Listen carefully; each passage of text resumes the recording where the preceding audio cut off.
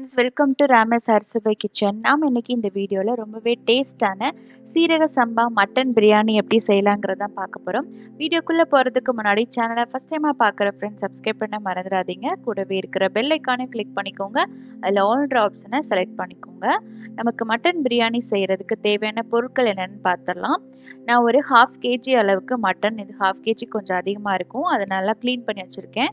சீரக சம்பா ரைஸ் எடுத்து வச்சுருக்கேன். கொஞ்சோண்டு புதினா எடுத்துக்கோங்க. ஒரு 4 பச்சை மிளகா, 2 தக்காளி. இந்த பிரியாணி பவுடர் நான் வீட்டிலேயே அரைச்ச பிரியாணி பவுடர். அப்புறம் பார்த்தீங்கன்னா இஞ்சி பூண்டு பேஸ்ட் வந்து ஒரு 2 டேபிள் ஸ்பூன் தேவைப்படும். ஸோ அதுவும் நான் ஃப்ரெஷ்ஷாக வந்து கிரைண்ட் பண்ணி வச்சுருக்கேன்.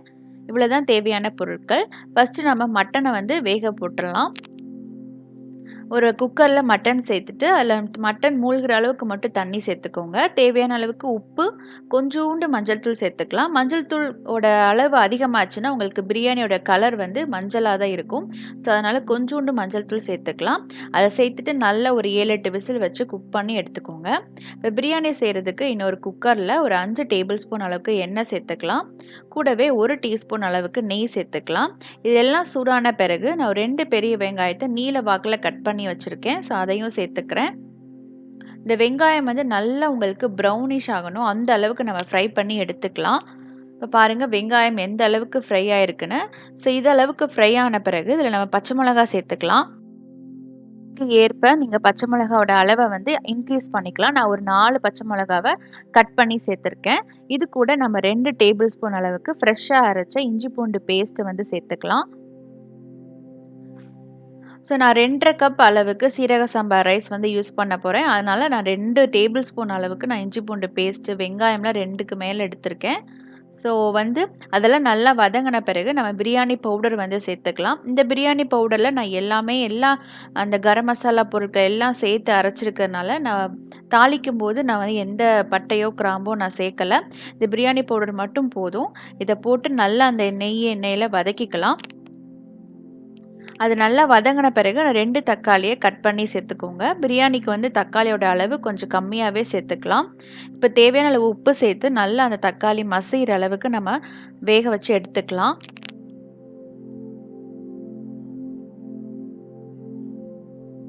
இப்போ தக்காளி வந்து நல்லா வெந்துருச்சு. இப்போ இதில் வந்து நான் ஒரு 1/2 கப் அளவுக்கு தயிர் சேர்த்துக்கோங்க.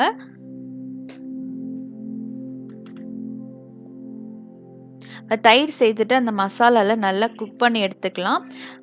அந்த தயிர் வந்து எண்ணெயில் நல்லா உங்களுக்கு குக் ஆகும்போது உங்களுக்கு நல்ல ஒரு பேஸ்டாட்டம் நல்லா கிடைக்கும். அது வந்து ஒரு பிரியாணிக்கு ஒரு நல்ல பேஸு, டேஸ்ட்டும் வந்து சூப்பராக இருக்கும். இப்போ இதில் ஒரு கைப்பிடி அளவுக்கு புதினா தழை சேர்த்துக்கோங்க. அதே போல் ஒரு கைப்பிடி அளவுக்கு கொத்தமல்லி தழை சேர்த்துக்கலாம்.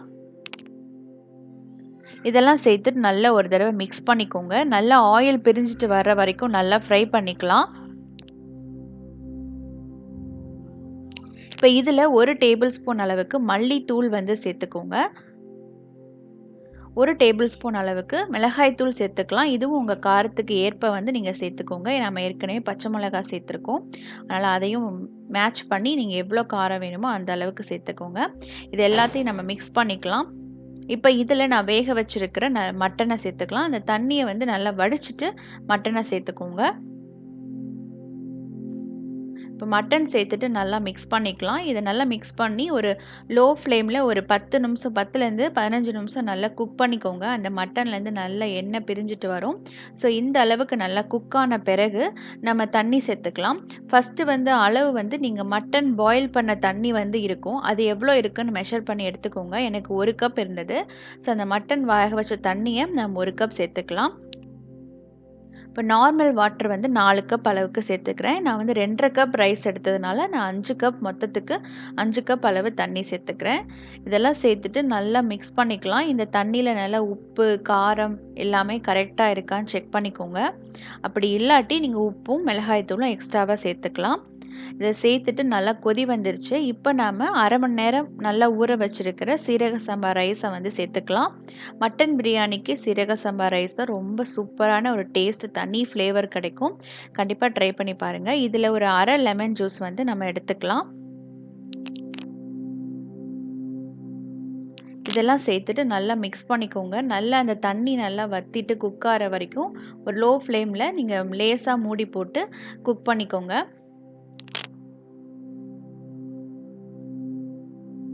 அந்த தண்ணி நல்லா வத்திட்டு, அந்த ரைஸ் வந்து கொஞ்சம் கெட்டியா ஆகணும். அந்த ஸ்டேஜ்ல நம்ம மூடி போட்டு விசில் விட்டுறலாம். ஒரு 2 விசில் விட்டாலே போதும். சூப்பரான ஒரு மட்டன் பிரியாணி ரெடி ஆயிடுச்சு.